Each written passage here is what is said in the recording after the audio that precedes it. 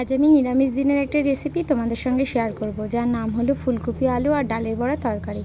তার জন্য আমি ফুলকপি আলু সেদ্ধ করে নেব, আর ওদিকে ডাল কাঁচা লঙ্কা একসাথে পেস্ট করে নেব।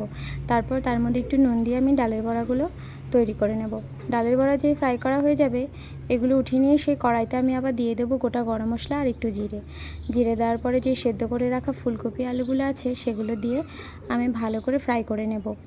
যেই ফ্রাই করা হয়ে যাবে, তারপর আমি সেই তরকারির মধ্যে দিয়ে দেবো পরিমাণ মতো নুন আর একটু হলুদ, আর দিয়ে দেবো পেস্ট করে রাখা মশলা, কাঁচা লঙ্কা, আদা, জিরে।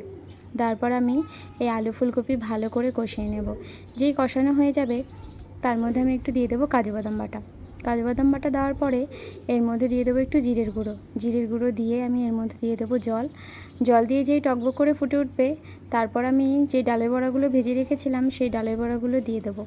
দিয়ে দেওয়ার পরে নাড়াচাড়া হয়ে গেলেই এর মধ্যে দিয়ে দেবো একটু সামান্য চিনি আর গরম মশলা, দিয়েই রেডি এই ফুলকপি আলু আর ডালের বড়া তরকারি। এই রেসিপিটা তোমাদের কেমন লেগেছে অবশ্যই জানিও। আর এটা কিন্তু খুব তাড়াতাড়ি চটজলদি হয়ে যায়, তোমরা চাইলেও বাড়িতে এটা ট্রাই করে দেখতে পারো।